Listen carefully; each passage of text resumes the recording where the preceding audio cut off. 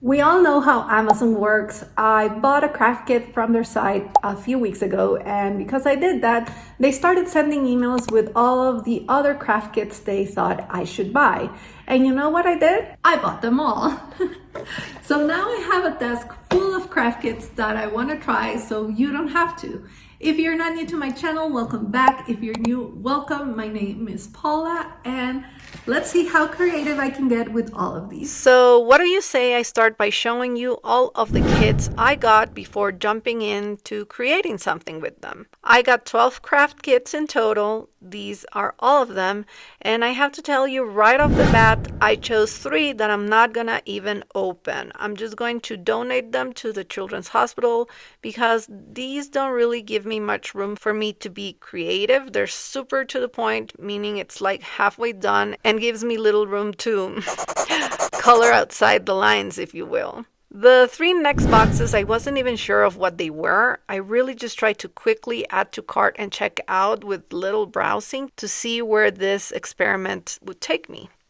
I really was most curious about the brown box that had no clues as to what was inside. It just says that it's for children. But I opened it and I was so pleased to find 4 of these cute plaster bears that you get to decorate. They came with paint and a little inspiration brochure with them. It looks so cute. I really want to try these. Next box had a lot of wooden pieces to paint on, and they came with markers and magnets. It didn't say on the box how many wooden pieces, but I had my daughter count them for me, and there were 37 of them. That's a really odd number.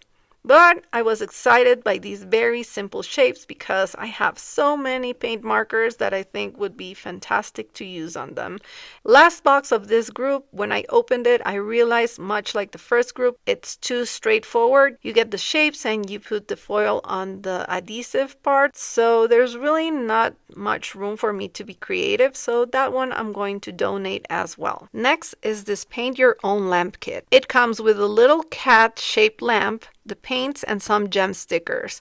And I gotta tell you, I don't know how well this works for Amazon because it doesn't seem to know me very well. These are mostly craft kits for kids.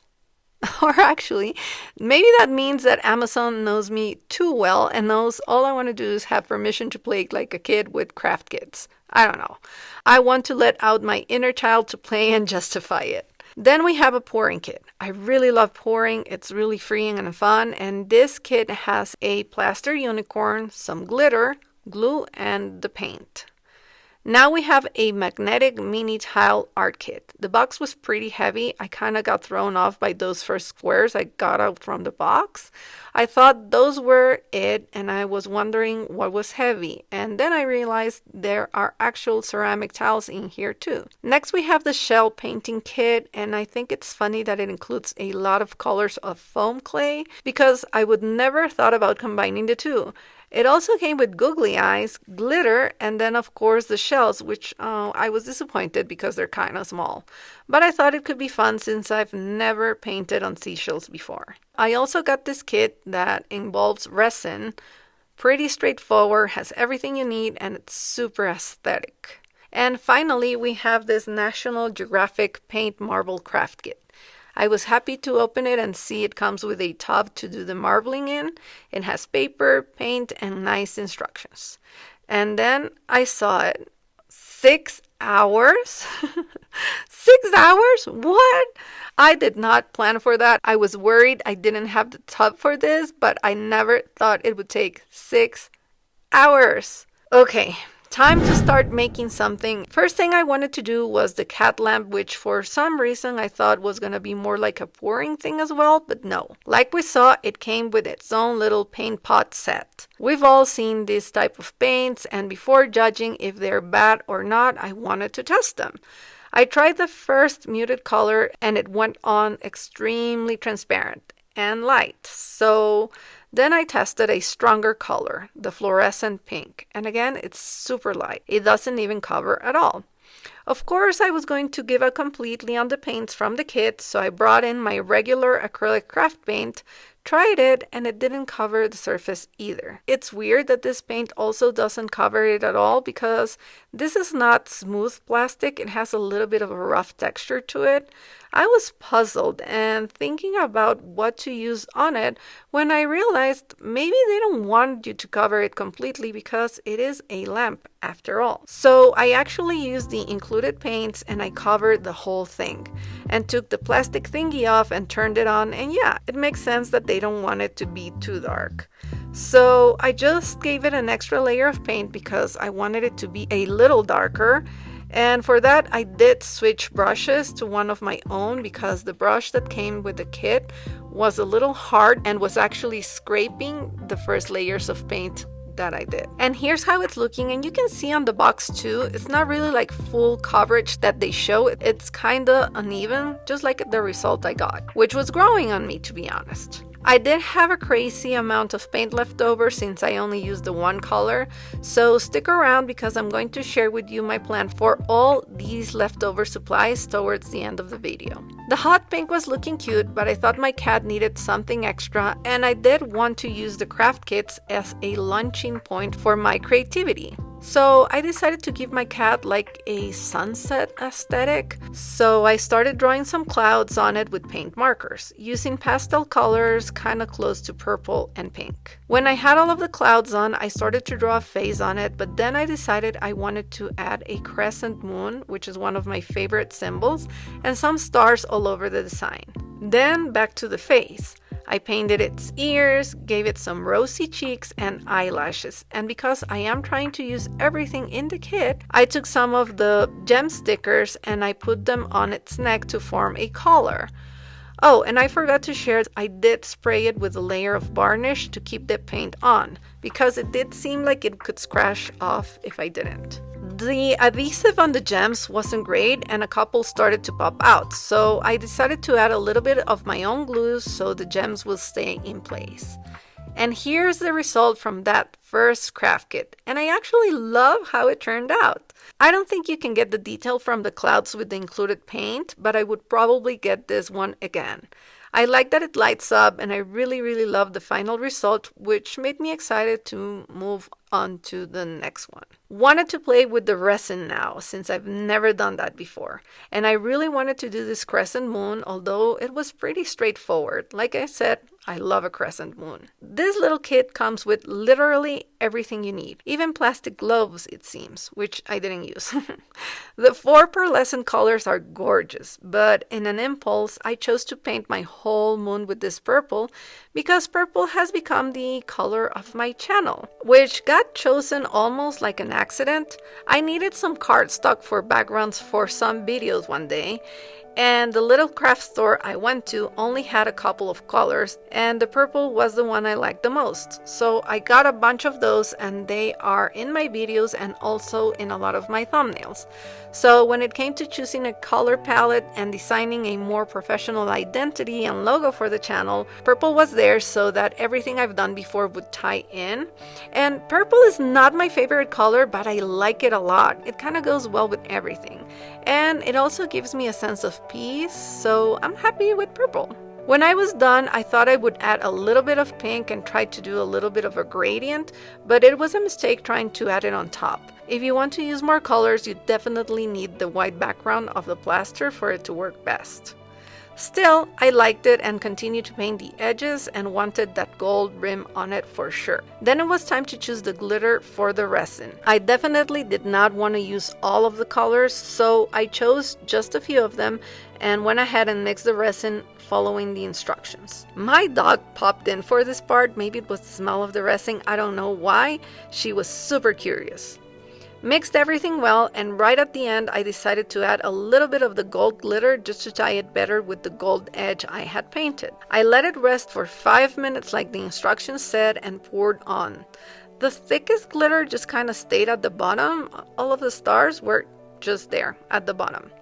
So I thought I would add more stars on top. I was trying to experiment and have them all be to one side, trying to do an intentional design. I had so much resin and glitter left over, I decided to pour the rest on this trinket dish I made on a different video. It had Mod Podge on before, so I thought I'd just go for it. The trinket dishes needed to dry for 24 hours for the resin to solidify. But about halfway there, I checked on my dish and noticed all of the stars that I put on top had moved to the middle, and I really didn't like that. So for the rest of the drying time, I put my tiny sketchbook underneath one side to tilt it a little bit. And here they are on the next day, dried and ready. I mean, the moon was pretty successful, but the stars moved a lot, and because I had sprinkled them on top, they didn't really sink in and you can feel the texture. But I really love what happened with my own trinket dish. I thought it looked fabulous. I don't think I would get this kit again because once you're done, there's not many variations. Like I would do it once, but not more than once. The cat, on the other hand, I would get more than one because you can paint it in literally hundreds of different ways. Back to my conversation, I wrote the little message on top again because it disappeared under the glitter. And then I noticed I hadn't painted the edges of this white, so I went ahead and did that. And this is the final result for both of them. The second one really has inspired me to create a galaxy ring dish. I don't know how I'm going to do it, but I really want to do it. And I know I have enough leftover resin from this kit to do that. So I'm very excited about that idea and I hope to bring it to you very soon. Next, we have the pouring kit and the little unicorn. I was really excited about this one. I love pouring. I made 2 videos about it with Nerdy Crafters Kit because I absolutely enjoy this activity so much. Now, because this little unicorn is plaster, I did have to sand it a little bit because it had some imperfections. So I took care of that and cleaned it and I prepared my paints. Because I know pouring makes a mess, I'm using the silicone tray from Jackie's kit to put underneath the unicorn so I won't get paint all over the desk. And also the kit did not come with the plastic cup it asks you to use. So again, I'm going to use the one from Jackie's kit. Okay, so I poured all of my colors in the cup. I wanted like a cohesive mix, so I didn't add the green. And then I started pouring from underneath the unicorn. Then I placed it on the tray and poured the rest of the mix on top, trying to get every single space that I didn't in the first time.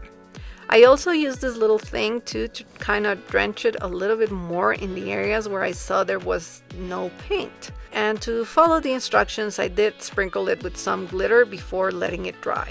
Oh, I forgot to cover his butt, so I'm covering that with paint too.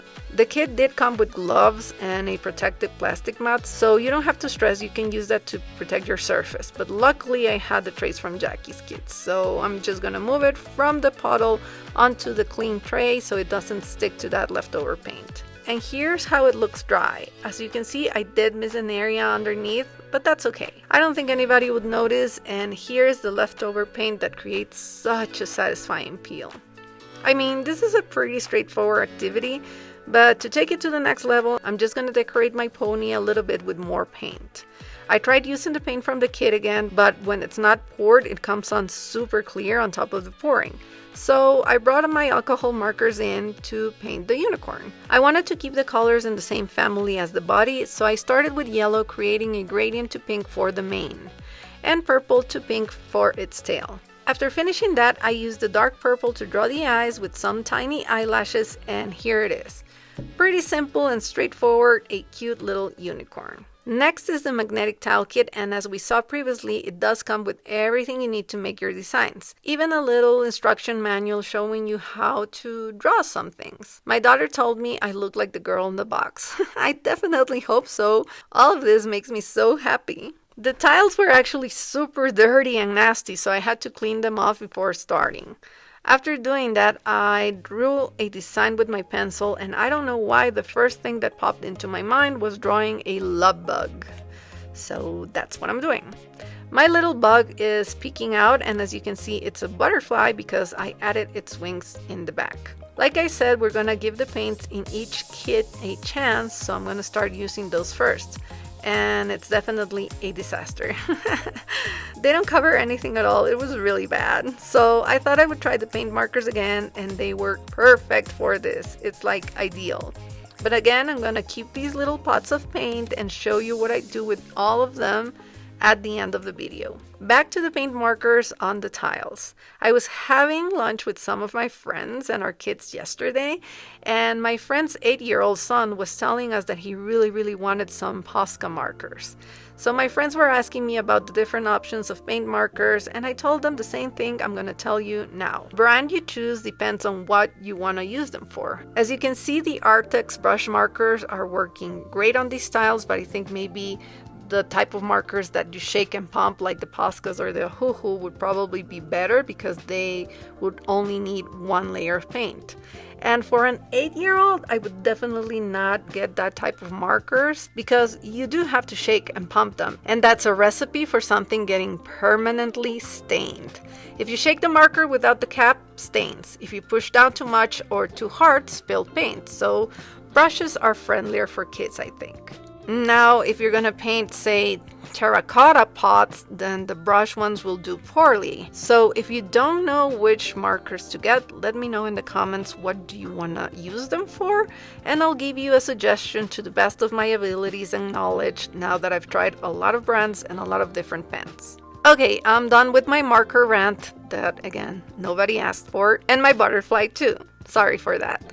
Now it's time to outline the drawing. I am using the permanent marker that came with the kit, and it did an okay job. I think it was nice to use. It got stuck a little bit, but overall it worked. At the end, her pink eyes were freaking me out, so I decided to change those to black.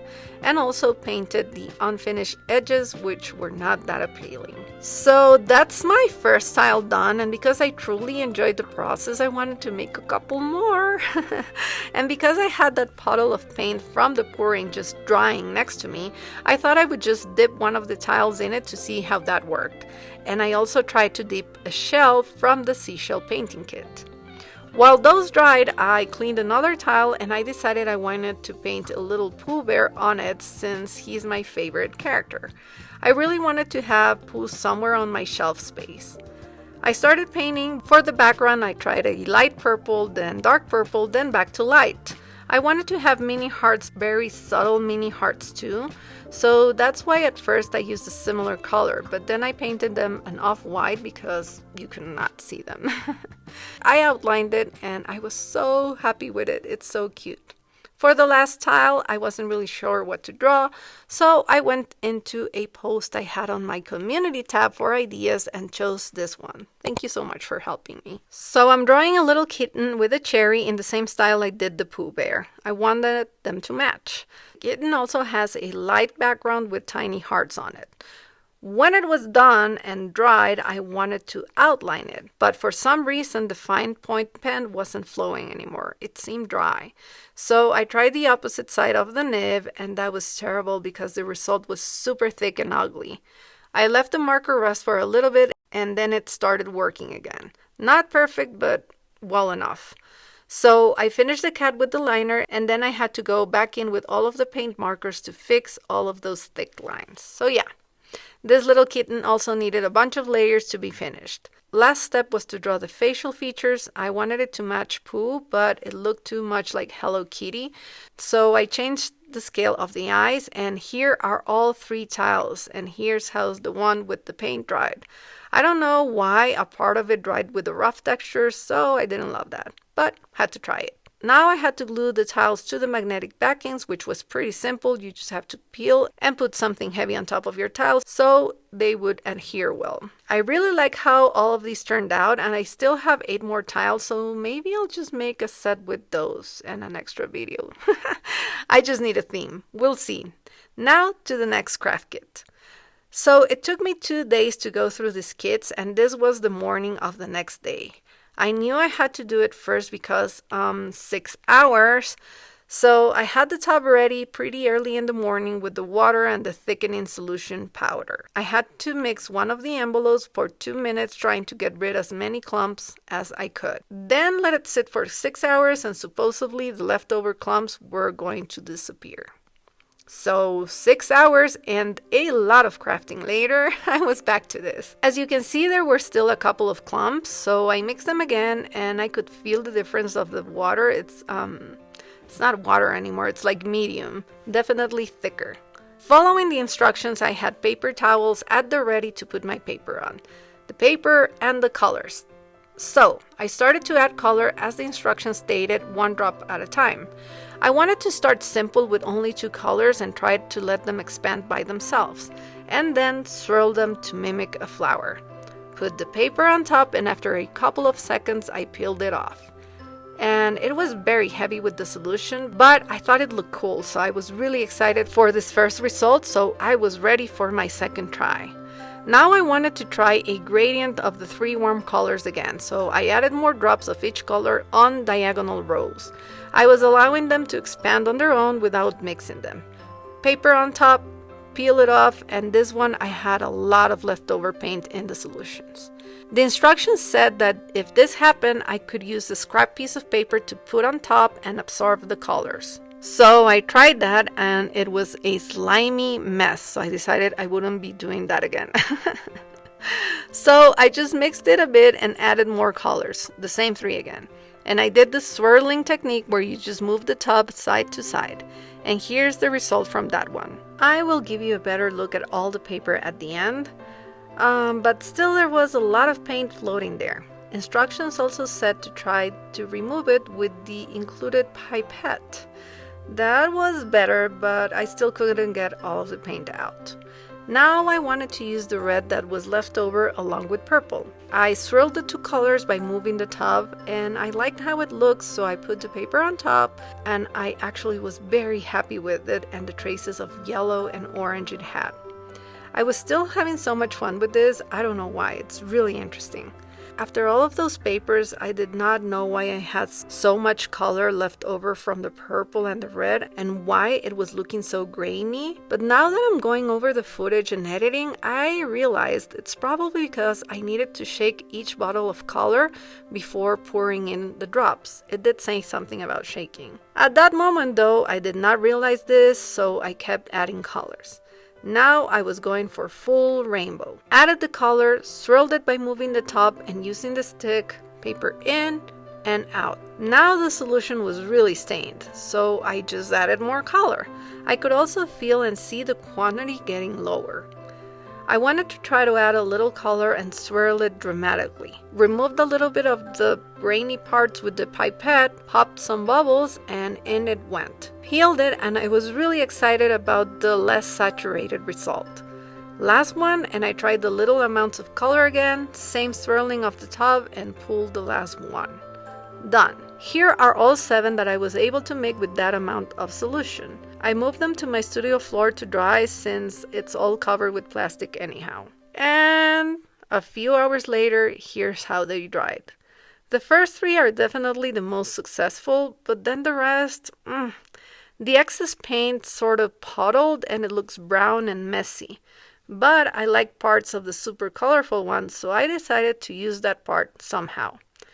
Tore a page out of my sketchbook, folded it in half, cut a little from the side to get rid of the tear marks, and I cut a smaller rectangle from my new colorful paper. Punched the corners to make them rounder, glued it on top, and then wrote on it. There, a beautiful handmade card.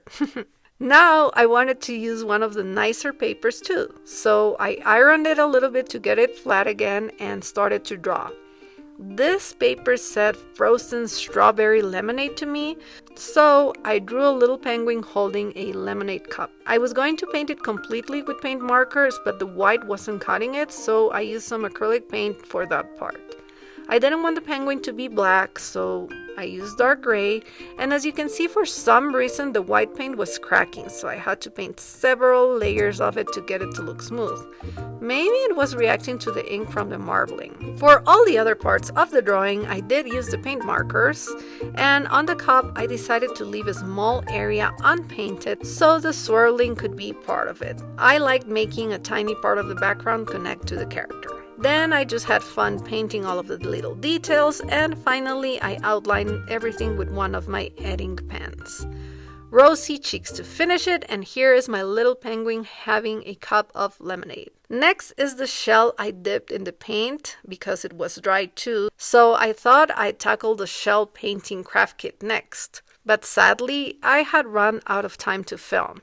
I also couldn't get to the wooden magnets or to the little plaster bears. So let me know if you want to see a video of me finishing all of my craft kits. Oh, and I almost forgot to tell you what I'm making with all of the supplies I had left over. I combined them with extra materials I bought, and I made some extra little kits to donate as well. Okay, hope you're having the most wonderful day and that I'll see you next Friday. Bye!